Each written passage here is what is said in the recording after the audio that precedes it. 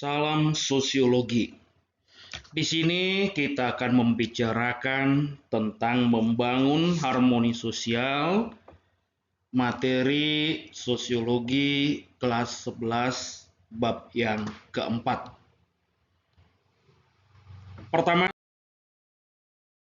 sekali kita akan melihat pengertian harmoni sosial. Di sini kita akan melihat pengertian yang dikemukakan oleh Hendiono Sasongko yang mengatakan harmoni sosial merupakan kondisi mengenai individu yang bisa hidup sejalan dengan tujuan masyarakatnya. Berarti dalam harmoni sosial kita akan melihat bagaimana ikatan antar individu baik itu di dalam interaksi antar komunikasi sebagai anggota masyarakat. Kalau kita lihat seperti bangsa Indonesia yang dikatakan sebagai bangsa yang heterogen karena keberagaman masyarakat Indonesia yang begitu sangat beragam, baik itu secara suku, bahasa daerah, adat istiadat, kebiasaan, etnis, agama, golongan, kelompok, dan lain sebagainya. Di mana heterogenitas yang seperti itu bisa berdampak hal-hal yang tidak diinginkan di dalam masyarakat. Karena heterogenitas yang semakin tinggi bisa memungkinkan munculnya berbagai masalah kecil ataupun besar. Bisa menimbulkan berbagai gesekan-gesekan sosial, baik secara vertikal atau horizontal, maupun konflik-konflik sosial di dalam masyarakat. Untuk menghindari hal-hal tersebutlah, maka harmoni sosial merupakan sesuatu hal yang wajib diperjuangkan di dalam masyarakat heterogenitas seperti bangsa Indonesia.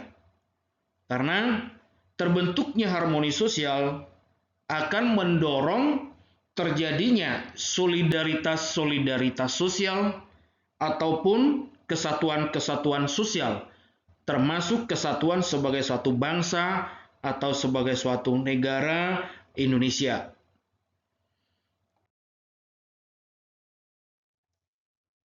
Dari pengertian tersebut dapat kita pahami yang pertama, harmoni sosial merupakan harapan yang disepakati dalam kehidupan masyarakat.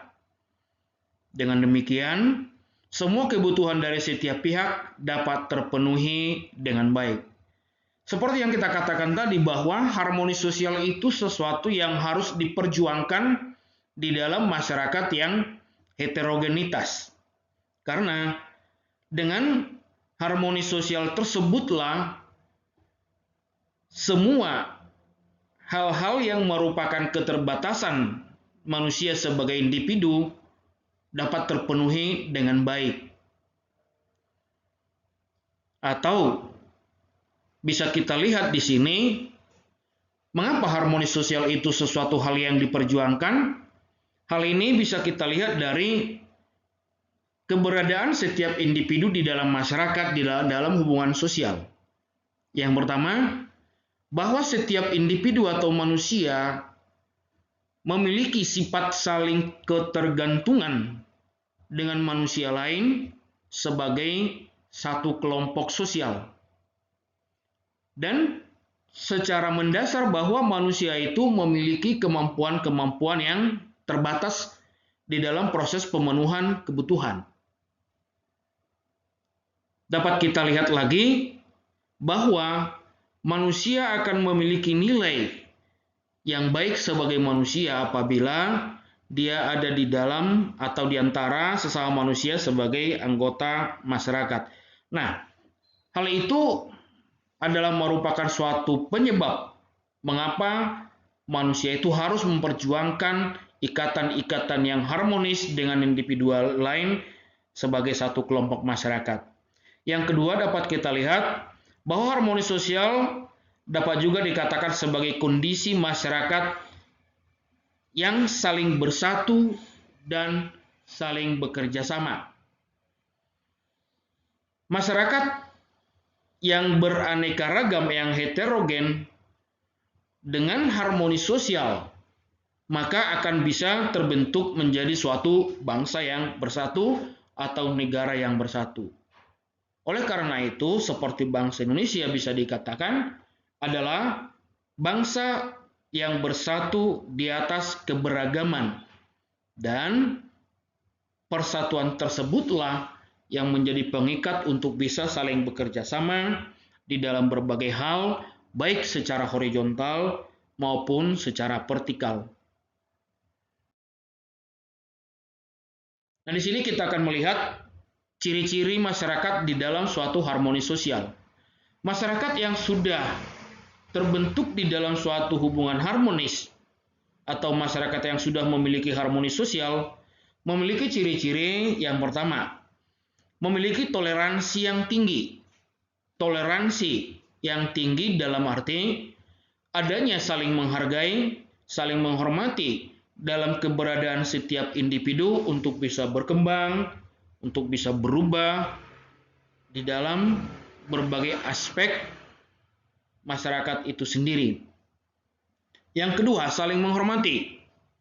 Saling menghormati dalam arti adanya pengakuan antar setiap individu bahwa manusia itu memiliki hak yang sama, kewajiban yang sama, martabat, harkat, derajat yang sama, dan merupakan hal-hal yang sudah diatur, ditetapkan di dalam norma yang berlaku di masyarakat. Ketiga, memiliki sikap gotong royong dan solidaritas. Gotong royong merupakan suatu yang artinya menggotong, membawa bersama-sama di dalam berbagai hal. Umpamanya, menggotong secara bersama-sama segala kelemahan-kelemahan individu dalam masyarakat, sehingga kelemahan itu bisa menjadi suatu kekuatan apabila ditanggulangi secara bersama-sama. Solidaritas, adanya kesetiakawanan sosial di antara setiap individu sebagai anggota masyarakat. Yang keempat, memiliki komunikasi yang efektif. Komunikasi yang efektif merupakan salah satu ciri harmoni sosial, artinya bahwa masyarakat yang sudah memiliki harmoni sosial akan memiliki komunikasi yang efektif, yang efisien, baik vertikal ataupun horizontal antar setiap individu. Kelima, adanya norma dan aturan yang disepakati. Norma dalam hal sebagai norma sosial yang lahir dari kesepakatan-kesepakatan ataupun kebiasaan-kebiasaan di dalam masyarakat yang sudah diterima sebagai suatu kaidah yang mengikat antar individu di dalam hubungan-hubungan sosial, dan ini berlaku luas di masyarakat. Dan aturan dalam arti norma hukum yang dibuat oleh lembaga badan yang berwenang untuk menetapkan hukum sebagai aturan-aturan yang sifatnya formal. Hal ini dapat dilihat dari tingginya tingkat kepatuhan individu di dalam masyarakat terhadap norma hukum. Hal ini menunjukkan tingkat harmoni sosial di dalam suatu masyarakat. Hakikat harmoni sosial. Hakikat harmoni sosial diartikan sebagai suatu kondisi ketika individu hidup sejalan serasi dengan tujuan masyarakatnya.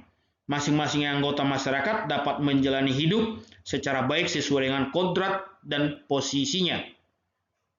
Nah, setiap individu dapat menjalani hidup secara baik sesuai kodrat dan posisi sosialnya. Hal ini berhubungan dengan status dan peranan, di mana status itu akan membatasi peranan-peranan setiap individu di dalam hubungan sosial, dan peranan sosialnya akan menunjukkan apa yang menjadi statusnya. Nah, di sini akan ada keterikatan fungsi-fungsi sosial individu di dalam masyarakat. Nah, apabila dikatakan bahwa manusia sebagai anggota masyarakat menjalani hidup secara baik sesuai dengan kodrat dan posisinya, artinya bahwa setiap individu itu telah melakukan fungsi-fungsi sosialnya sesuai dengan peranan dan status masing-masing. Sehingga akan tercipta suatu masyarakat yang harmonis, yang tertib, tertata, dan teratur. Nah, kemudian menurut Herbert Spencer mengatakan bahwa dalam masyarakat industri, harmoni sosial pada dasarnya berasal dari sistem pembagian kerja setiap individu dan mengorbankan dirinya untuk fungsi tertentu dalam tatanan masyarakat.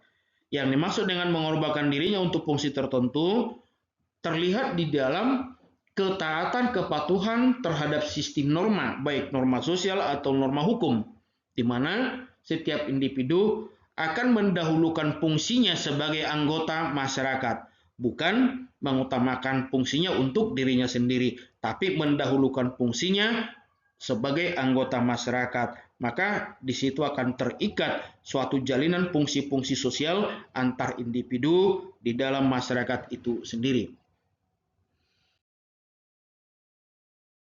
Dari pengertian-pengertian tersebut dapat kita pahami bahwa harmoni sosial yang terjadi dalam masyarakat ditandai dengan terbentuknya solidaritas sosial. Di dalam solidaritas sosial itu, menurut Emil Durkheim ada dua, solidaritas mekanik dan solidaritas organik.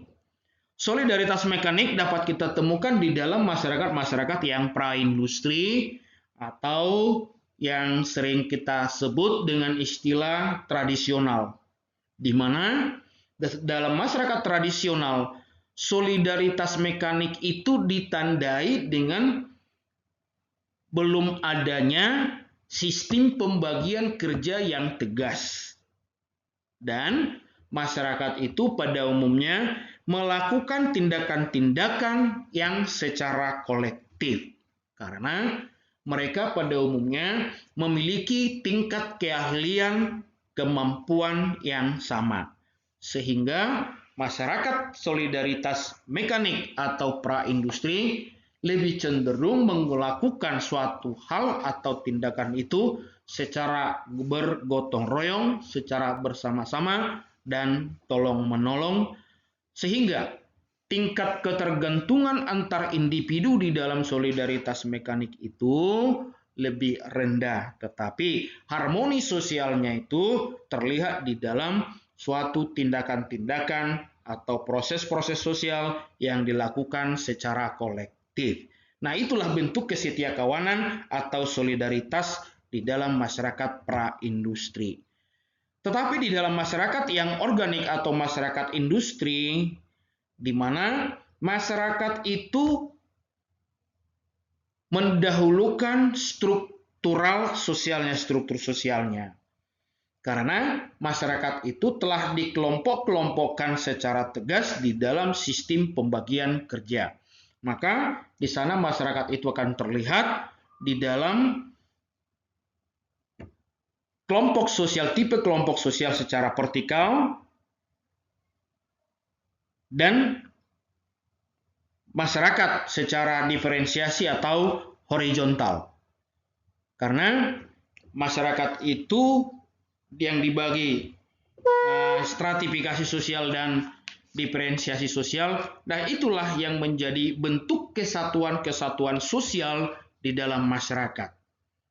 Nah, kesatuan secara stratifikasi itu bertingkat atau kelas-kelas sosial. Nah, dalam kelas itulah terdapat kesatuan-kesatuan sosial. Dalam diferensiasi sosial adanya kelompok-kelompok yang tingkatannya sama di dalam masyarakat, dan itulah kesatuan-kesatuan sosialnya. Nah, itulah bentuk heterogenitasnya. Kemudian masyarakat itu telah dibagi di dalam sistem pembagian kerja yang tegas.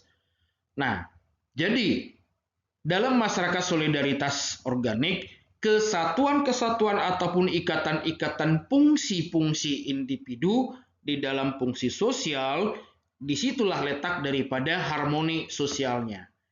Maka semakin tinggi tingkatan di dalam penerapan fungsi-fungsi sosial ataupun peran-peran sosial, status-status sosial semakin tinggi dengan satu penerapan fungsi yang saling terikat, nah disitulah akan bisa terbentuk harmoni sosial.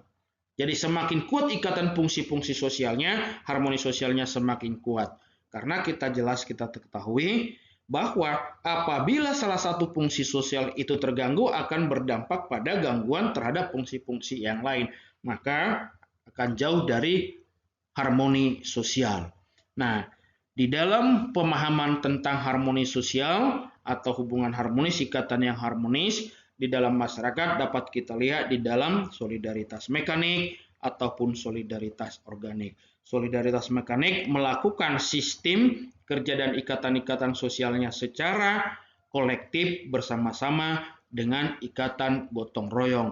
Di dalam solidaritas organik yang sudah memiliki ciri-ciri mengenal sistem pembagian kerja, peran dan status, maka ikatan-ikatan fungsi di dalam pembagian-pembagian itu akan membentuk suatu hubungan yang harmonis. Demikian penjelasan kita untuk saat ini. Terima kasih.